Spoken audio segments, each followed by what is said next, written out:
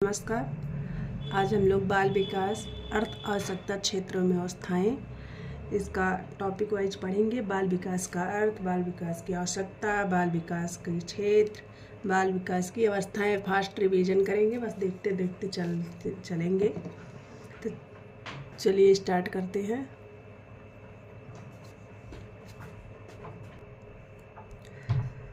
तो चलिए स्टार्ट करते हैं। बाल विकास का सामान्य अर्थ होता है बालकों का मानसिक व शारीरिक विकास, अर्थात बालकों का सर्वांगीण विकास। बाल विकास शारीरिक, मानसिक, सामाजिक, संज्ञानात्मक, भाषाई तथा धार्मिक आदि रूपों में होता है।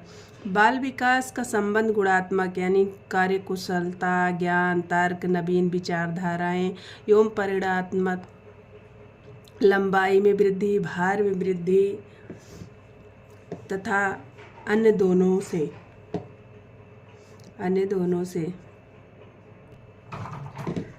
बाल विकास के अंतर्गत शिक्षकों को एक निश्चित आयु के समान बालकों को शारीरिक, मानसिक, सामाजिक तथा संवेगात्मक परिपक्वता का ज्ञान होना आवश्यक है, जिससे वह उनकी क्रियाओं को नियंत्रित करके अपेक्षित दिशा प्रदान कर सके। रिक के अनुसार विकास एक क्रमिक एवं मंद गति से चलने वाली प्रक्रिया है। क्रो एंड क्रो के अनुसार बाल विकास वह विज्ञान है जो बालक के व्यवहार का अध्ययन गर्भावस्था से मृत्यु पर्यंत तक चलता है। गर्भ से मृत्यु तक। हरलॉक के अनुसार बाल विकास मनोविज्ञान की वह शाखा है जो गर्भाधान से लेकर मृत्यु प्रयत्न तक होने वाले मनुष्य के विकास के विभिन्न अवस्थाओं में होने वाले परिवर्तनों का अध्ययन करती है। इनका गर्भावस्था से मृत्यु पर्यंत तक करता है और इनका है हरलॉक का है जो गर्भाधान से लेकर मृत्यु पर्यंत तक होने वाले मनुष्य के विकास के विभिन्न अवस्थाओं में होने वाले परिवर्तनों का अध्ययन करता है। चलिए अब ये बाल विकास की आवश्यकता पढ़ते हैं। आधुनिक युग में बाल विकास का अध्ययन कई रूप में महत्वपूर्ण है। इस दिशा में हुए अध्ययनों से ये न केवल बालकों का ही कल्याण हुआ है, बल्कि माता पिता को उनको बालकों को समझने में बहुत सुविधा भी मिली है तथा प्रत्यक्ष और अप्रत्यक्ष रूप से मानव समाज का कल्याण हुआ है। मानव समाज का कल्याण हुआ है। और ऊपर कर लेते हैं। मनोविज्ञान की शाखा बाल विकास के अध्ययन से बालकों के जीवन को सुखी ही नहीं बनाया जा सकता, बल्कि उनके व्यवहार को प्रशंसनीय और उनके जीवन को समृद्धशाली भी बनाया जा सकता है। इस विषय के अध्ययन की आवश्यकता शिक्षक, बाल चिकित्सक, बाल सुधारक आदि सभी को होती है। इस विषय की आवश्यकता निम्न रूप में समाज में हो सकती है। नंबर 1 बालकों के स्वभाव को समझने में उपयोगी, बालकों के शिक्षण एवं शिक्षा में उपयोगी, बालकों के विकास को समझने में सहायक, बालकों के लिए उपयुक्त वातावरण बनाने में सहायक, बालकों के व्यक्तित्व विकास को समझने में उपयोगी, बालकों के व्यवहार के नियंत्रण में सहायक, बाल निर्देशन में सहायक, बाल व्यवहार के संबंध में पूर्व कथन करने में सहायक, सुखी पारिवारिक जीवन बनाने में सहायक। ये है बाल विकास की आवश्यकता। अब बाल विकास के क्षेत्र पढ़ते हैं। बाल विकास का क्षेत्र अत्यंत ही विस्तृत एवं व्यापक है। यह बालक के विकास के सभी आयाम, स्वरूप, असमानताओं, शारीरिक एवं मानसिक परिवर्तनों तथा उनको प्रभावित करने वाले सभी तथ्यों का अध्ययन करता है।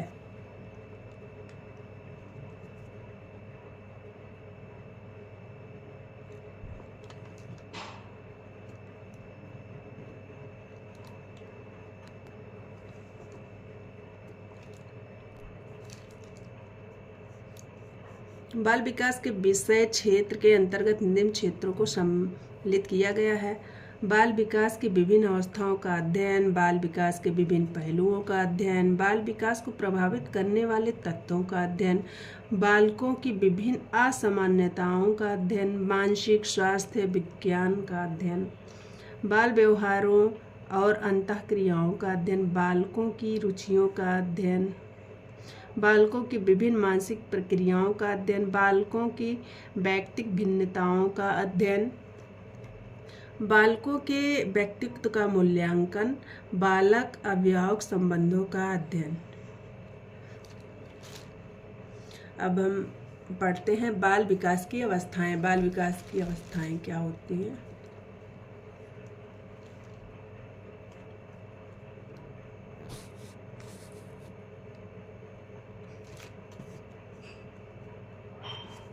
बाल विकास की अवस्थाएं। मानव विकास एक सतत प्रक्रिया है। मानव विकास एक सतत प्रक्रिया है। शारीरिक विकास तो एक सीमा परिपक्वता प्राप्त करने के बाद रुक जाता है। शारीरिक विकास एक सीमा के बाद रुक जाता है, किंतु मनोशारीरिक विकास क्रियाओं में विकास निरंतर होता रहता है। इन मनोशारीरिक क्रियाओं के अंतर्गत मानसिक, भाषाई, संवेगात्मक, सामाजिक एवं चारित्रिक विकास आते हैं। इनका विकास विभिन्न आयु स्तरों में भिन्न भिन्न प्रकार से होता है। इन आयु स्तरों को मानव विकास की अवस्थाएं कहते हैं। अब हम अवस्थाओं को देख लेते हैं। भारतीय मनीषियों ने मानव विकास की अवस्थाओं को 7 कालों में विभाजित किया है। कितने कालों में? 7 कालों में विभाजित किया है। नंबर 1 गर्भावस्था, नंबर 2 शिशुअवस्था, नंबर 3 बाल्यावस्था, नंबर 4 किशोरावस्था, नंबर 5 युवावस्था, नंबर 6 प्रौढ़ावस्था, नंबर 7 है आपका वृद्धावस्था। गर्भावस्था गर्भाधान से जन्म तक, शिशुअवस्था जन्म से 5 वर्ष तक, बाल्यावस्था आपका है 5 वर्ष से 12 वर्ष तक, किशोरावस्था 12 वर्ष से 18 वर्ष तक, युवावस्था है 18 वर्ष से 25 वर्ष तक, और प्रौढ़ावस्था है 25 वर्ष से 55 वर्ष तक, और वृद्धावस्था है आपका 55 वर्ष से लेकर मृत्यु तक। ठीक है। इस समय अधिकतर विद्वान मानव विकास का अध्ययन निम्नलिखित 4 अवस्थाओं के अंतर्गत करते हैं। पहली अवस्था शिशुअवस्था है, जो जन्म से 6 वर्ष तक है। ठीक है। और दूसरी है बाल्यावस्था, जो है आपका 6 वर्ष से 12 वर्ष तक। तीसरी अवस्था है किशोरावस्था, जो है 12 वर्ष से 18 वर्ष तक। और चौथी है वयस्क अवस्था, यानी कि 18 वर्ष से मृत्यु तक। शिक्षा की दृष्टि से प्रथम 3 अवस्थाएं महत्वपूर्ण हैं, इसीलिए बाल विकास में इन्हीं 3 अवस्थाओं में होने वाले मानव विकास का अध्ययन किया जाता है। 3 अवस्थाएं महत्वपूर्ण है। ठीक है। इसीलिए बाल विकास में इन्हीं 3 अवस्थाओं में होने वाले मानव विकास का अध्ययन किया जाता है। तो ये 3 अवस्थाएं हैं आपकी शिशुअवस्था, बाल्यावस्था और किशोरावस्था। ठीक है। तो शिशुअवस्था हम पहले देख लेते हैं। जन्म से 6 वर्ष तक की अवस्था को शिशुअवस्था कहा जाता है। इसमें जन्म से 3 वर्ष तक के बच्चों का शारीरिक एवं मानसिक विकास तेजी से होता है। शिशुअवस्था में अनुकरण एवं दोहराने की तीव्र प्रवृत्ति बच्चों में पाई जाती है। अनुकरण करते हैं, कुछ भी करो उसका उसी को करते हैं, कोई बात को उसे दोहराते हैं, पाई जाती है। इसी काल में बच्चों का सामाजिकरण भी प्रारंभ हो जाता है। इस काल में जिज्ञासा की तीव्र प्रवृत्ति बच्चों में पाई जाती है। मनोवैज्ञानिकों की दृष्टि से यह काल भाषा सीखने की सर्वोत्तम अवस्था है। ठीक है, सर्वोत्तम अवस्था है। इन्हीं सब कारणों से यह काल शिक्षा की दृष्टि से सर्वाधिक महत्वपूर्ण माना गया है। शिशुअवस्था को शिक्षा की दृष्टि से सर्वाधिक महत्वपूर्ण माना गया है। अब आइए देखते हैं बाल्यावस्था। 6 वर्ष से 12 वर्ष की अवस्था को बाल्यावस्था कहा जाता है। बाल्यावस्था के प्रथम चरण 6 से 9 वर्ष में बालकों की लंबाई एवं भार दोनों बढ़ते हैं। बालकों के लंबाई और भार दोनों बढ़ते हैं। इस काल में बच्चों में चिंतन एवं तर्क शक्तियों का विकास भी हो जाता है। इस काल के बाद से बच्चे पढ़ाई में रुचि लेने लगते हैं। ये है आपका बाल्यावस्था, यानी बाल्यावस्था के प्रथम चरण का है 6 से 9 वर्ष। शैशवावस्था में बच्चे जहाँ बहुत तीव्र गति से सीखते हैं, वहीं बाल्यावस्था में सीखने की गति मंद हो जाती है, किंतु उनके सीखने का क्षेत्र शैशवावस्था की तुलना में विस्तृत हो जाता है। मनोवैज्ञानिकों की दृष्टि से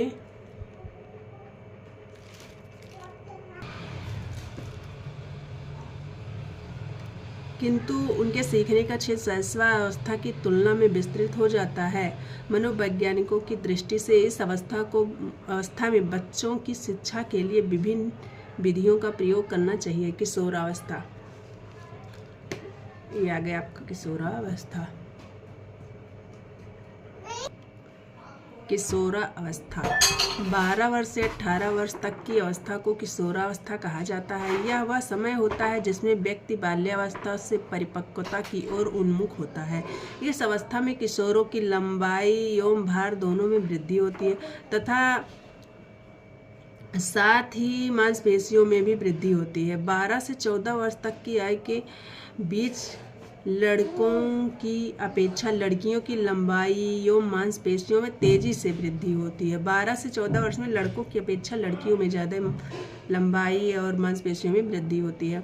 एवं स्वयं 18 से वर्ष की आयु के बीच लड़कियों की अपेक्षा लड़कों की लंबाई एवं मांसपेशियों में तेजी से वृद्धि होती है, यानी तेजी से बढ़ती है।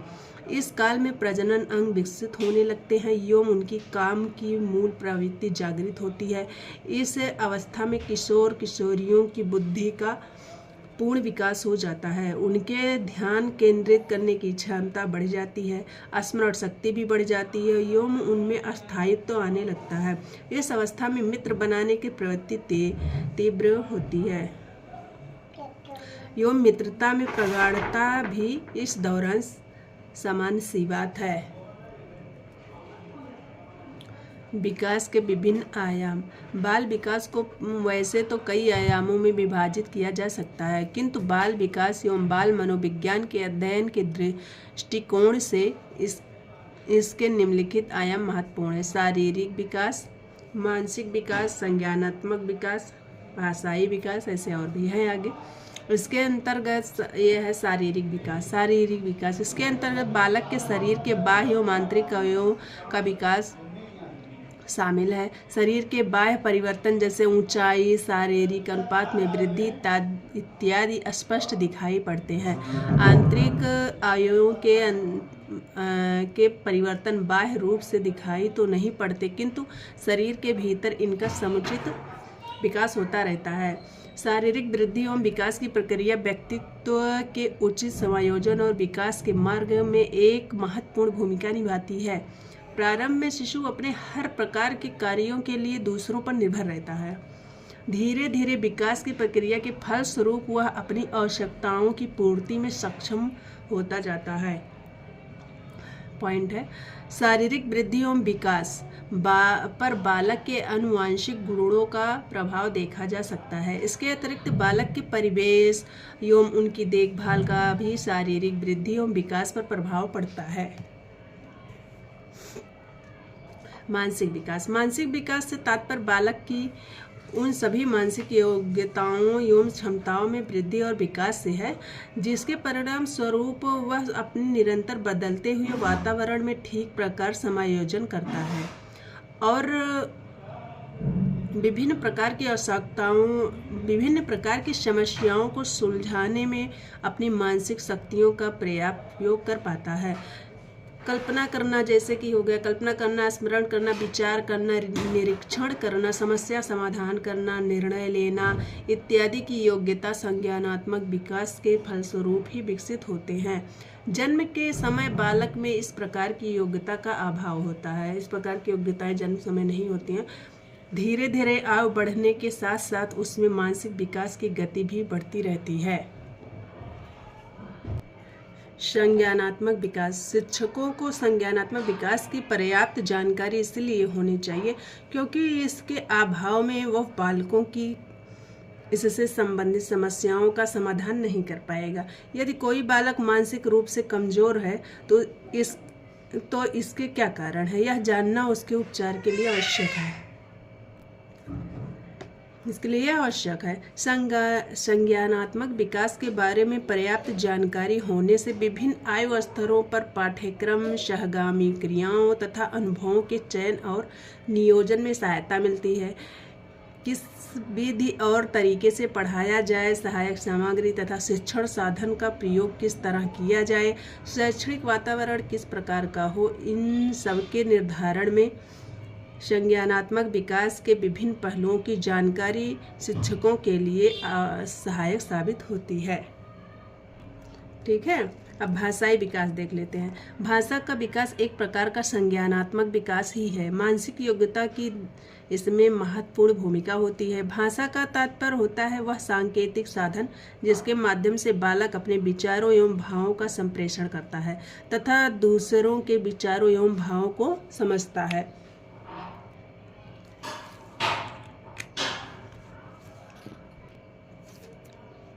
अभिव्यक्ति क्षमता का विकास। अभिव्यक्ति क्षमता का विकास भाषाई योग्यता के अंतर्गत मौखिक अभिव्यक्ति, सांकेतिक अभिव्यक्ति, लिखित अभिव्यक्ति शामिल है। भाषाई योग्यता एक कौशल है जिसे अर्जित किया जाता है।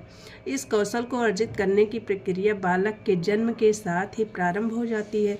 अनुकरण, वातावरण के साथ अनुक्रिया तथा शारीरिक, सामाजिक एवं मनोवैज्ञानिक आवश्यकताओं की पूर्ति की मांग इससे विशेष भूमिका निभाती है।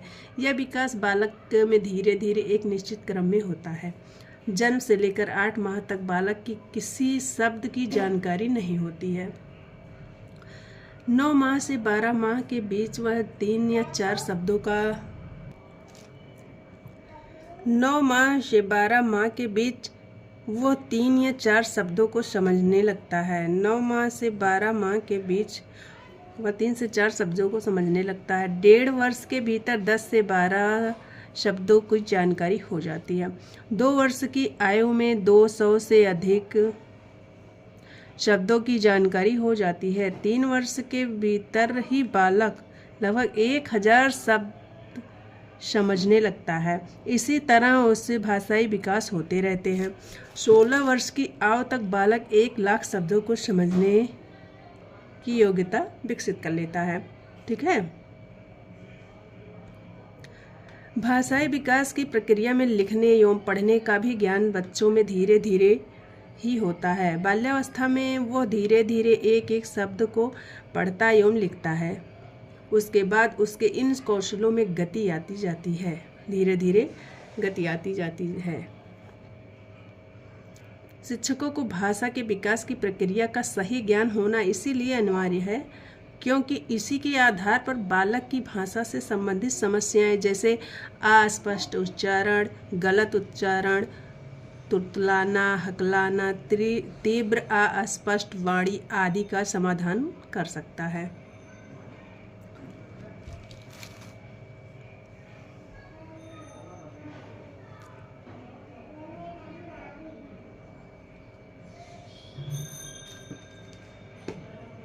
ये आ गया आपका सामाजिक विकास। मनुष्य एक सामाजिक प्राणी है।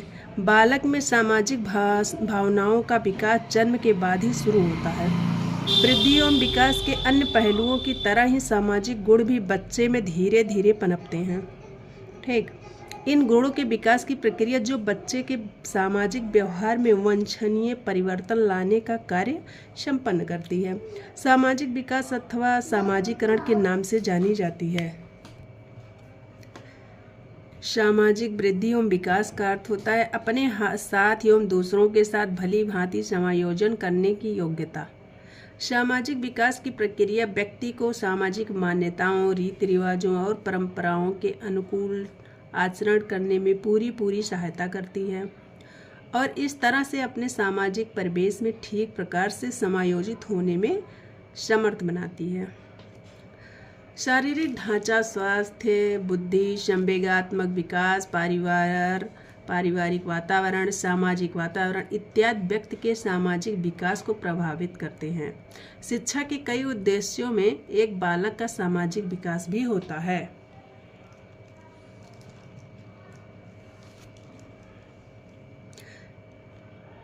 नेक्स्ट आ गया आपका सामवेगिक या संवेगात्मक विकास। संवेग जिसे भाव भी कहा जाता है का अर्थ होता है ऐसी अवस्था व्यक्ति के व्यवहार को प्रभावित करती है। भय, क्रोध, घृणा, आश्चर्य, स्नेह। भय, क्रोध, घृणा, आश्चर्य, स्नेह, विषाद आदि संवेग के उदाहरण हैं। बालक में आयु बढ़ने के साथ ही इन संवेगों का विकास भी होता रहता है।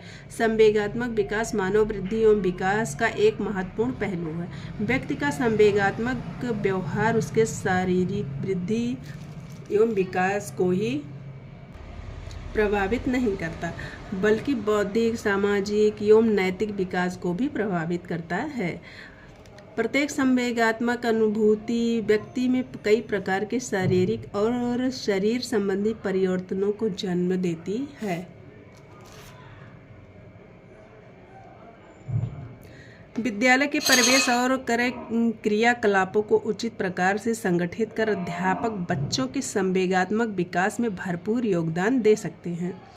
बालकों को शिक्षकों को पर्याप्त सहयोग एवं स्नेह मिलना उनके व्यक्तित्व के विकास के दृष्टिकोण से आवश्यक है। इसी प्रकार यह भी ध्यान रखना चाहिए कि बालक के स्वाभिमान को भी कभी ठेस न पहुंचे। इस तरह संवेगात्मक विकास के कई पहलुओं को ध्यान में रखकर ही बालक का सर्वांगीण विकास किया जा सकता है।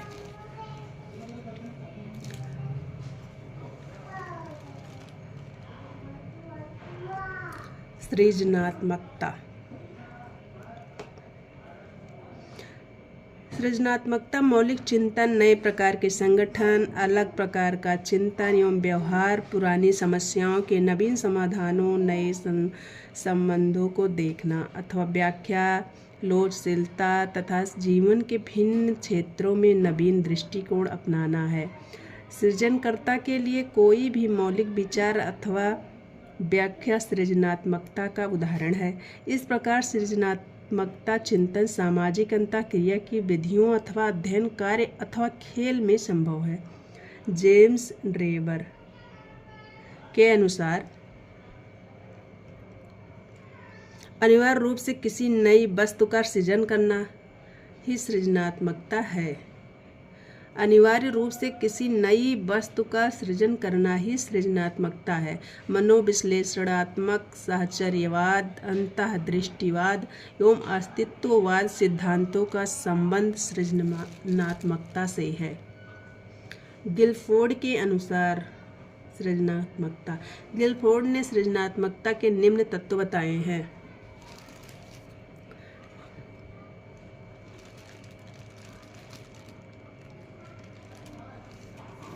तात्कालिक स्थिति से परे जाने की योग्यता।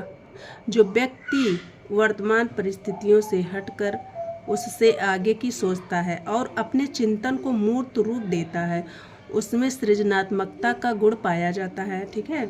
समस्या की अंडरलाइन समस्या की पुनर्व्याख्या। सृजनात्मकता का एक तत्व समस्या की पुनर्व्याख्या है। सामंजस्य। जो बालक था व्यक्ति असामान्य किंतु प्रासंगिक विचार एवं तथ्यों के साथ समन्वय स्थापित करते हैं, वह सृजनात्मकता कहलाते हैं। अन्य के विचारों में परिवर्तन, ऐसे व्यक्ति में भी सृजनात्मकता विद्यमान रहती है। जो तर्क, चिंतन तथा प्रमाण द्वारा दूसरे व्यक्तियों के विचारों में परिवर्तन कर देते हैं।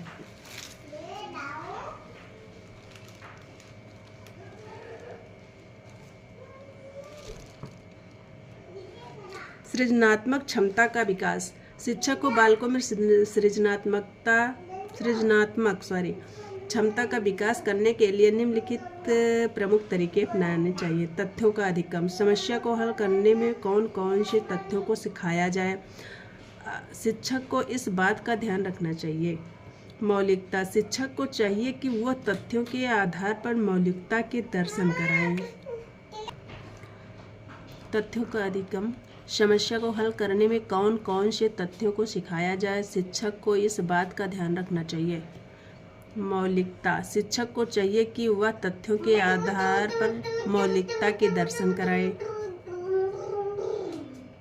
मूल्यांकन। बालकों में अपना मूल्यांकन स्वयं करने की प्रवृत्ति का विकास करना चाहिए। समस्या के स्तरों की पहचान। समस्या के स्तरों को पहचान कर उसे दूर करना चाहिए। जांच, बालकों में जांच करने की कुशलता का अर्जन कराया जाए। पाठ्य सहगामी क्रियाएं, विद्यालय में बुलेटिन बोर्ड, मैगजीन, पुस्तकालय, वाद विवाद, खेल कूद, स्काउटिंग, एनसीसी आदि क्रियाओं द्वारा नवीन उद्भावनाओं का विकास करना चाहिए। तो ये था हमारा फास्ट रिवीजन, जो हम लोग फास्ट रिवीजन कर लिए, एक तरफ पढ़ते चले गए हैं। ठीक है, थैंक यू क्लास। चलिए ठीक है, आज ये फास्ट रिवीजन था हम लोग का CDP का, तो हो गया है। नेक्स्ट क्लास अगले दिन।